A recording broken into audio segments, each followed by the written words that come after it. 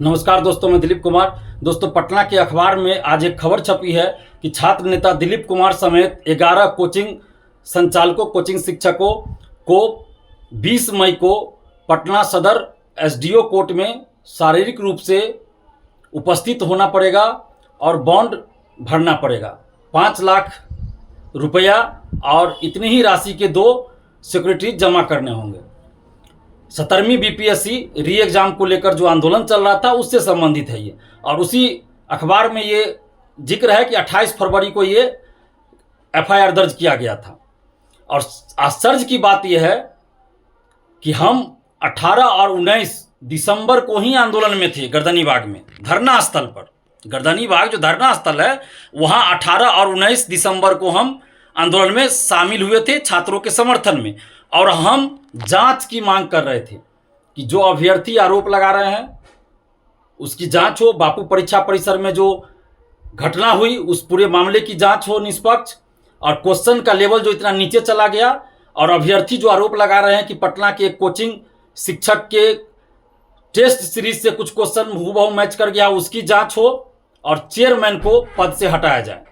तो ये 3 डिमांड हम रख रहे थे। तो क्या लोकतंत्र में डिमांड रखना सरकार के सामने गलत है? क्या अभिव्यक्ति की आज़ादी छीन ली गई है बिहार में? हमें तो ऐसा ही लग रहा है कि अब अभिव्यक्ति की आज़ादी भी छीन ली गई है। ये हमारा मौलिक अधिकार है और हमसे अब मौलिक अधिकार छीना जा रहा है बिहार में। जब आंदोलन में हम 2 दिन ही थे और हमने कहीं हिंसा की बात नहीं किया, तो हमारे ऊपर यह अफवाह फैलाने का आरोप कैसे लगाया जा रहा है? और बीपीएससी ऑफिस का घेराव करने, सड़क जाम करने का आरोप हमारे ऊपर लगाया जा रहा है, जबकि हम गर्दनी बाग धरना स्थल पर थे सिर्फ। और जब जब सड़क पे प्रदर्शन हुआ था तो हम तो पटना में थे भी नहीं उस समय। ये सबको पता है कि हम आंदोलन से 2 दिन के बाद हट गए थे। हमने कहा था कि आंदोलन में अगर नेताओं की एंट्री होगी और ऐसे कोचिंग शिक्षक आएंगे जिन पे पेपर लीक का आरोप अभ्यर्थी लगा रहे हैं, तो फिर हम आंदोलन में नहीं रहेंगे।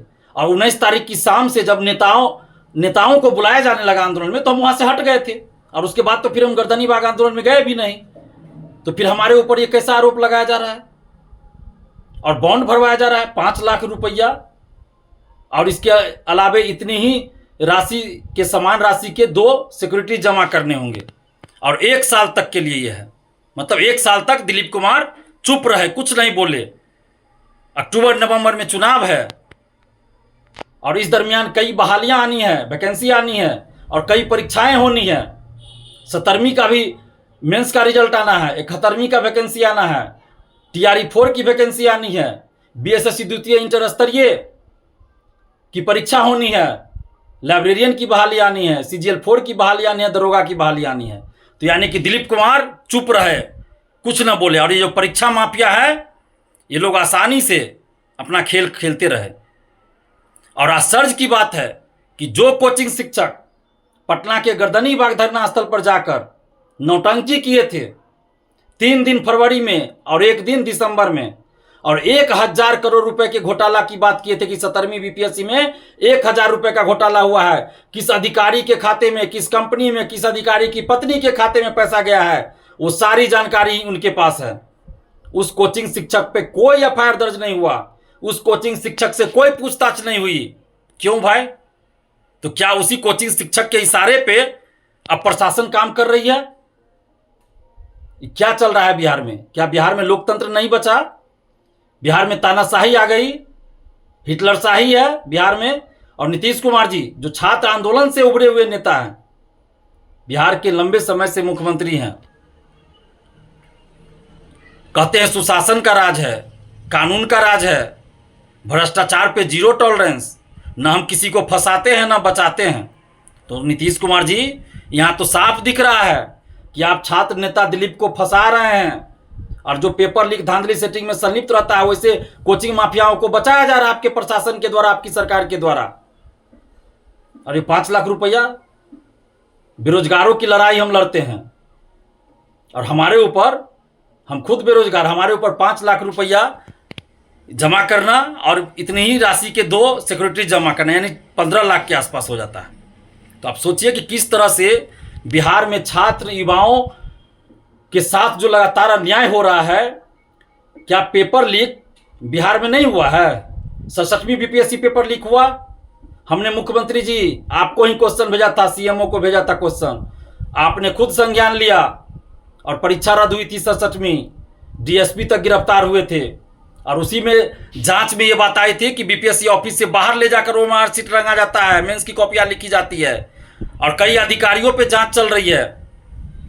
बीपीएससी टीआरई 3 का पेपर लीक हुआ, परीक्षा रद्द करनी पड़ी थी।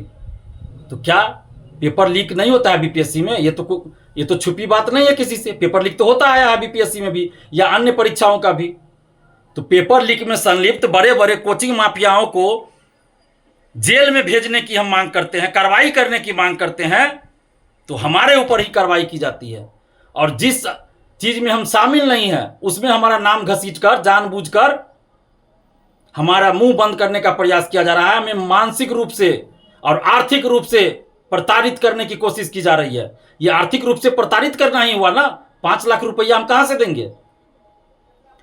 और सरकार, सबसे पहले सरकार बॉन्ड भरे कि आगे जो भी परीक्षा होगी किसी का पेपर लीक नहीं होगा, किसी में धांधली सेटिंग नहीं होगी। सरकार भरे बॉन्ड, हम लोगों से बॉन्ड भरवाया जाएगा। हमने तो कई बार पेपर लीक को उजागर किया है, पुलिस की मदद किया, आर्थिक अपराध इकाई को परीक्षा से पहले सूचना दिया है और उस पर कार्रवाई भी हुई है। नीतीश कुमार जी, आप देखिए कि आपकी सरकार में क्या हो रहा है। कुछ अधिकारी, कुछ नेता क्या कर रहे हैं, लोकतंत्र का मजाक बना रहे हैं। आपके सुशासन का राज जो आप कहते हैं उसका मजाक बना रहे हैं। छात्र हित में हम पहले भी लड़े हैं, 2015-16 से लड़े हैं और आगे भी लड़ते रहेंगे। सरकार को, प्रशासन को हमारे ऊपर जो कार्रवाई करनी वो करे, लेकिन हम लोकतांत्रिक तरीके से मौलिक अधिकारों का प्रयोग करते हुए छात्र हित में आवाज बुलंद करते रहें।